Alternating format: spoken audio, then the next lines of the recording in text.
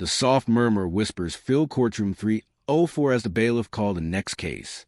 At the defendant's table sat a man whose appearance told a story of hardship before he ever spoke a word. His weathered dark skin was etched with lines of experience. His clothes worn but meticulously clean, clearly the best he could manage. As he rose, his shoulders remained square despite the weight that seemed to press down upon them. Asterisk. Marcus Johnson stood alone at the table, his public defender frantically shuffling through papers she'd only received that morning. The fluorescent lights cast harsh shadows across his face, highlighting the exhaustion in his eyes. At 52, he looked nearly 70. Life on the streets had taken its toll. Docket number 2475, State versus Johnson, petty theft. Announced the bailiff. Judge Eleanor Williams glanced at the file before her, then at the defendant, another homeless person caught stealing food, a case she'd seen hundreds of times before. The courtroom was unusually crowded today. A school group on a field trip filled the back rows, while the usual parade of lawyers, defendants, and court reporters occupied the rest. Mr. Johnson, the judge began, her voice carrying the practiced neutrality of someone who presided over thousands of cases. You are charged with theft of goods valued under $100 from Wilson's Market on April 3rd.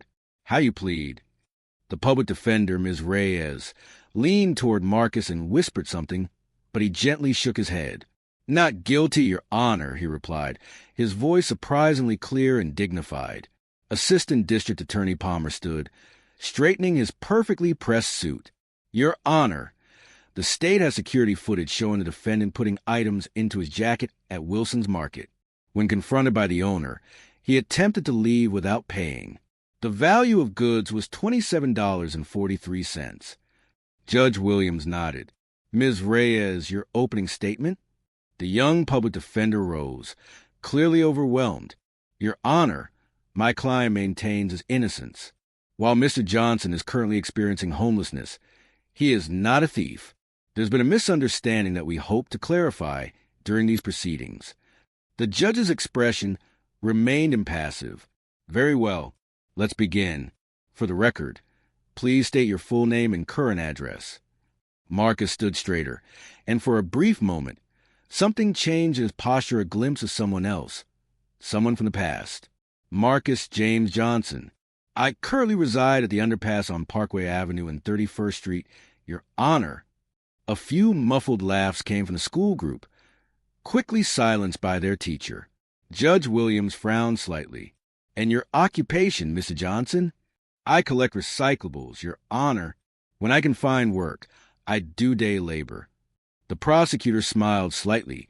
A case like this was straightforward, another homeless person caught stealing, likely to plead out for time served.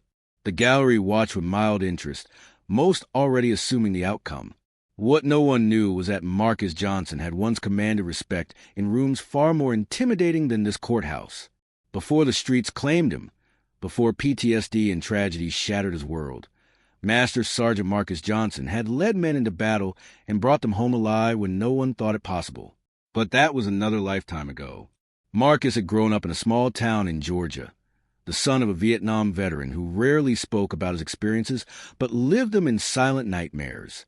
His father had worked as a mechanic, teaching Marcus how to fix anything with an engine. His mother, a school teacher, had instilled in him a love of reading and an unwavering moral compass. Always stand for something, Marcus, she would say, or you'll fall for anything. At 18, with limited opportunities in his hometown and college financially out of reach, Marcus enlisted. The military recognized his natural leadership and intelligence almost immediately. He rose through the ranks steadily, eventually qualifying for Special Forces. By 35, he had become one of the most respected non-commissioned officers in his unit. He led with quiet authority and unshakable composure, even in the most chaotic situations. His men would follow him anywhere, knowing he would never ask them to take risks he wouldn't take himself. In 2009, during a mission in Afghanistan's Kandahar province, Marcus's 12-man team was ambushed while escorting a humanitarian convoy. Outnumbered and outgunned, with 3 men injured and communication systems damaged, they found themselves pinned down in a valley surrounded by enemy fighters. For 14 hours, Marcus coordinated their defense, treated the wounded, maintained communication with headquarters using improvised equipment, and ultimately led a daring nighttime maneuver that allowed them to reach safety with no further casualties. The convoy they were protecting, which included doctors and critical medical supplies, reached its destination because of his actions. Marcus received the Silver Star for his heroism that day, but he counted the lives saved as his true reward. Throughout his 20-year career, he would earn numerous commendations and the unwavering loyalty of those who served with him. What made Marcus exceptional wasn't just his courage, but his compassion. He knew every man under his command, their families, their hopes, their fears. He wrote letters to their children, remembered birthdays, and counseled them through personal crises. To his unit, he wasn't just their leader. He was the backbone that kept them standing when everything was falling apart. In his final deployment, Marcus was stationed at a forward operating base outside Kabul. He had begun to think about retirement, about finally starting the auto repair shop he'd always dreamed of opening. He and his wife Leanne had already picked out the location back home. Their son, Michael, was 13 and making his father proud with his grades and basketball skills. Marcus had never been a man who needed much, just his family, his sense of duty, and the respect he had earned through a lifetime of service. He had all three, and it was enough. Then came the call that shattered everything. The state calls Mr. Wilson to the stand. The prosecutor announced, bringing Marcus back to the present. George Wilson, owner of Wilson's Market, took the stand. A short, balding man in his 60s. He nervously adjusted his glasses as he was sworn in. Mr. Wilson, can you tell us what happened on the afternoon of April 3rd? Palmer asked. Well, I was working the register when I noticed him, Wilson pointed at Marcus, putting items in his jacket.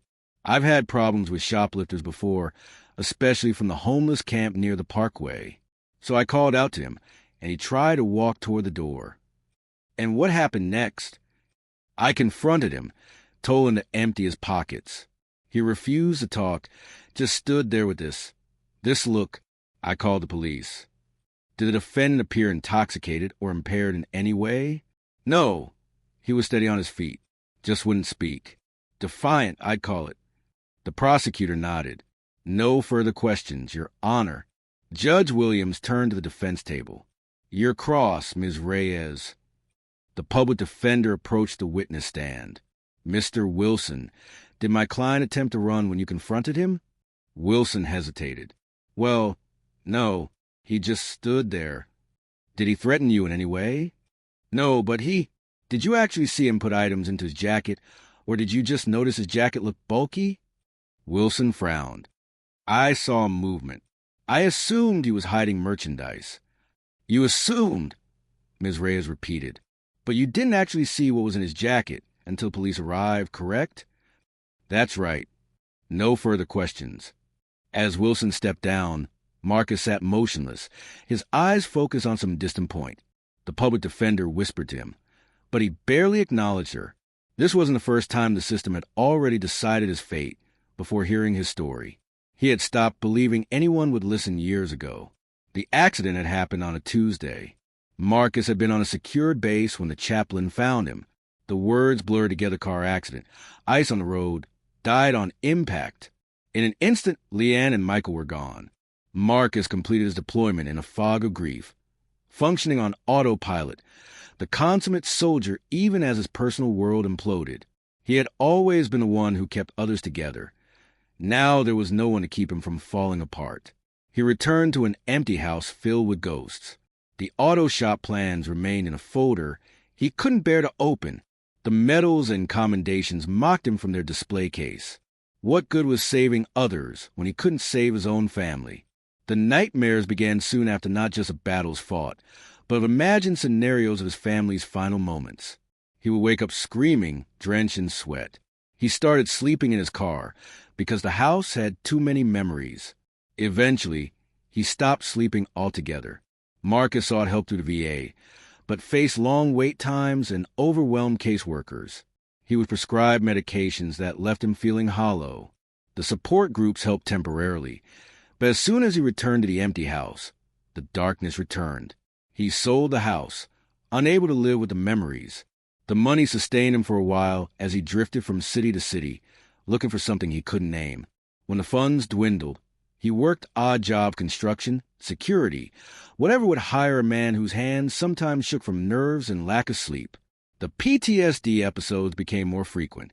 During a construction job, a car backfired, and Marcus found himself diving for cover, shouting orders to men who weren't there. He was let go the next day a liability, they said. Eventually, the job stopped coming. The small efficiency apartment gave way to a shared room, then to shelters, and finally to the streets. His military pension went mostly uncollected without an address or consistent access to banking. The bureaucratic hurdles became insurmountable. The man who had once commanded respect and authority became invisible. People crossed the street to avoid him. Store owners watched him suspiciously. Police moved him along from doorways and park benches. Through it all, Marcus maintained a quiet dignity. He kept himself as clean as possible, using public restrooms and occasional charity showers. He never begged, preferring to collect cans and bottles for recycling money. He helped other homeless veterans navigate the system he himself had given up on. On cold nights, he would give up his blanket to older homeless men, drawing on internal reserves of strength forged in the mountains of Afghanistan. The Marcus Johnson who had led men into battle was still there, buried beneath layers of loss and disappointment, waiting for a reason to stand tall again. "The state calls Officer Reynolds," the prosecutor announced.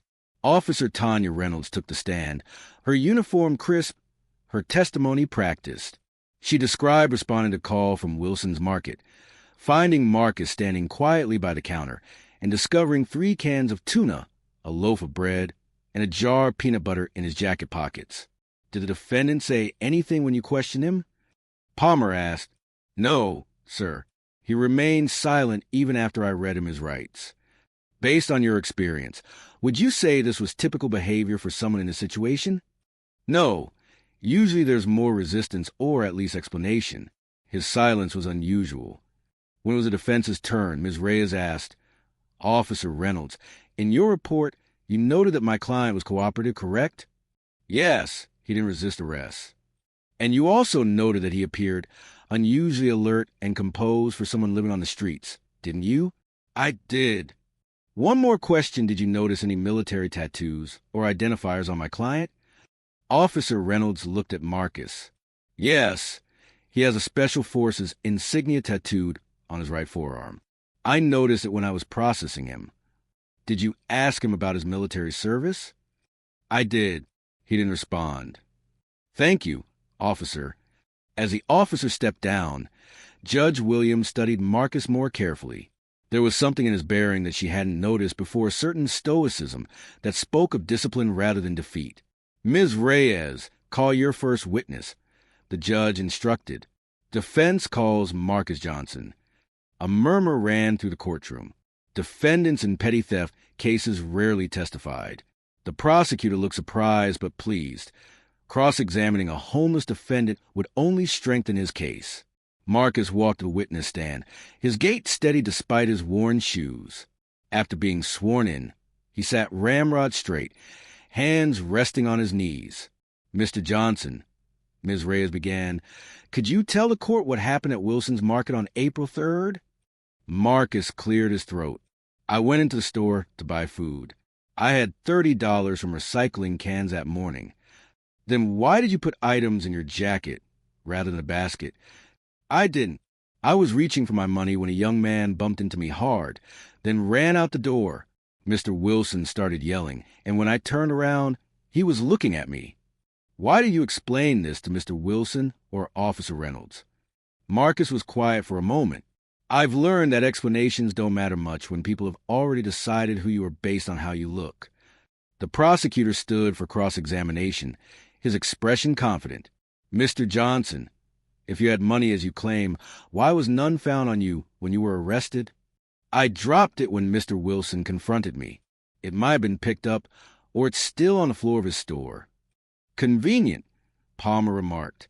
"Mr. Johnson, how many times have you been arrested before?" "Objection," Ms. Reyes called out. "Prejudicial." "I'll rephrase," Palmer said smoothly. "Mr. Johnson, have you ever been convicted of theft or any other crime?" "No, sir." Palmer looked skeptical. No prior convictions whatsoever? None. The prosecutor changed tactics. Mr. Johnson, you mentioned military service. What branch did you serve in? For the first time, Marcus's expression changed subtly. United States Army, sir.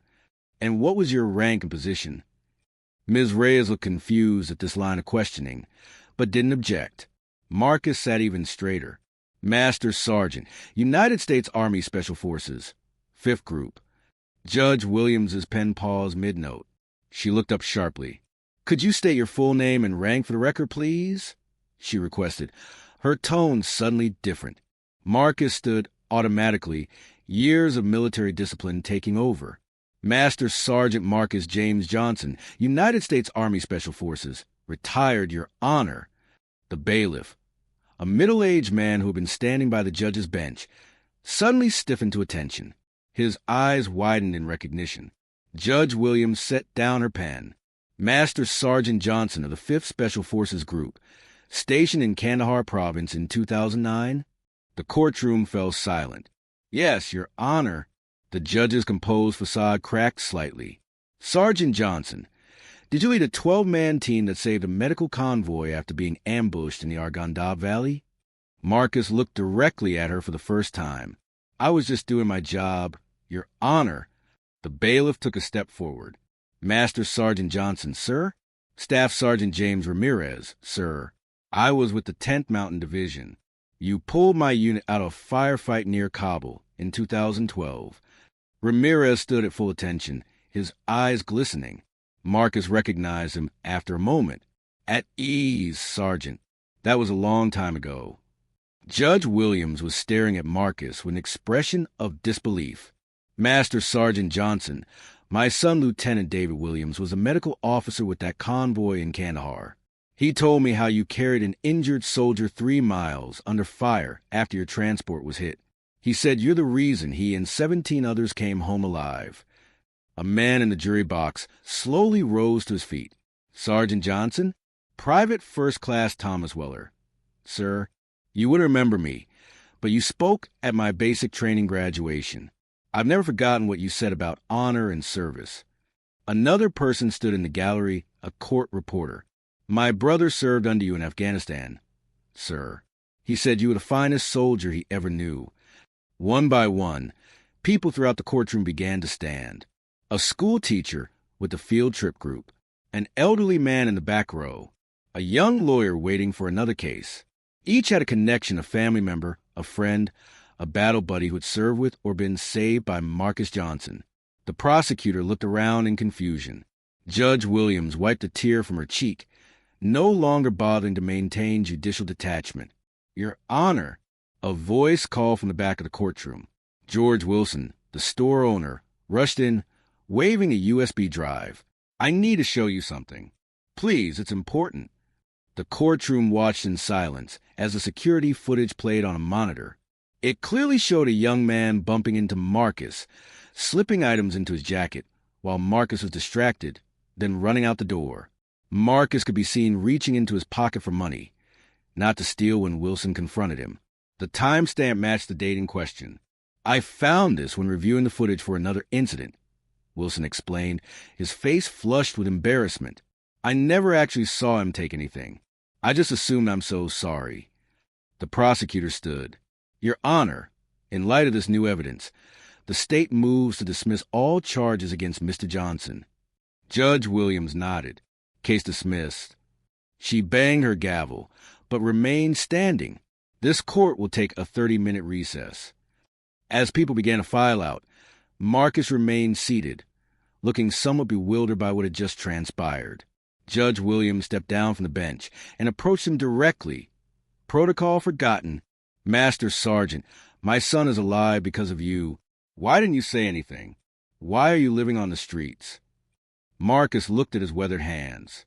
When you've been invisible long enough, Judge, you stop expecting anyone to see you. Bailiff Ramirez stood nearby, still at attention despite his official duties. Sir, we have a veteran support group that meets at the community center. Several of us from different units. We could help you navigate the VA system, get your benefits reinstated. Wilson approached hesitantly. "Mr. Johnson, I have a room above my store. It's not much, but it's yours if you want it, and I could use help around the place." The young public defender watched in amazement as the courtroom transformed from a place of judgment to one of recognition and reconciliation. Judge Williams addressed the remaining people in the courtroom. "I want every resource available to Master Sergeant Johnson by the end of today. This man saved American lives, including my son's, and this is how we repay him? By letting him sleep under a bridge and putting him on trial for something he didn't do? Not in my city. Not anymore." For the first time in years, Marcus felt something he had thought was lost forever: visibility. These people didn't see a homeless man. They saw a soldier, a leader, the man he used to be. "Thank you, Your Honor," he said quietly. "But there are others like me out there, veterans who fell through the cracks. They deserve this attention, too." The judge nodded. "You're right. And perhaps that's where we start making this right." 6 months later, Marcus Johnson stood before a different kind of assembly, dressed in a clean button-down shirt and khakis. He addressed a group of veterans in the community center's main hall. "The hardest mission I ever faced wasn't in Afghanistan or Iraq," he told them. "It was finding my way back after losing everything that mattered to me. For years, I thought that mission had failed. I thought I had failed." The room was filled with veterans of different ages, many of whom had experienced homelessness or come close to it. Judge Williams sat in the back, watching with pride. Beside her was her son, Lieutenant David Williams, home on leave. "When you wear the uniform, people see you. They thank you for your service. They stand when you enter a room," Marcus continued. "But when that uniform comes off, and especially when life knocks you down, you become invisible. The same country that sent you to war doesn't see you sleeping in its doorways."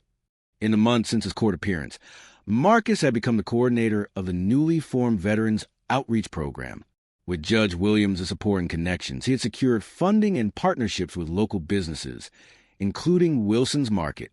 The program had already helped 27 homeless veterans find housing and access their benefits. Bailiff Ramirez, now a close friend, had helped Marcus navigate the VA bureaucracy. His military pension had been reinstated, and he was receiving treatment for his PTSD. He had moved from Wilson's spare room into a small apartment of his own, though he still helped at the store 3 days a week. "Our mission now is to make sure no veteran remains invisible," Marcus said. "We know the terrain because we've walked it. We know the enemy because we fought at isolation, bureaucracy, depression, PTSD. And we know victory is possible because we're standing here today." As he spoke, Marcus stood tall, his shoulders squared, his voice clear and commanding the posture of the master sergeant he had always been, even when no one could see it. After the meeting, Judge Williams introduced Marcus to her son. The two men embraced like old friends, though they had never actually met before the incident that connected them. "My mother tells me you're making a real difference here," Lieutenant Williams said. Marcus smiled. "I'm just continuing the mission, sir. Different battlefield. Same objective, bringing everyone home." Later that evening, Marcus walked through the city park where he had once slept. He stopped to talk with a man huddled on a bench, recognizing the military boots the man wore despite his civilian clothes. "Vietnam?" Marcus asked gently. The older man nodded, suspicious at first. "Afghanistan and Iraq for me," Marcus offered. "Look, there's a place you can get a hot meal and meet some other vets. No pressure, no paperwork today, just food and company." He held out his hand. After a moment's hesitation, the older man took it. As they walked toward the community center, Marcus reflected on how a single moment in that courtroom had changed everything, not because he had been recognized as a hero, but because he had been recognized as a human being worthy of dignity and respect. The real victory wasn't just in regaining his visible place in society. It was in using that visibility to ensure others would be seen too.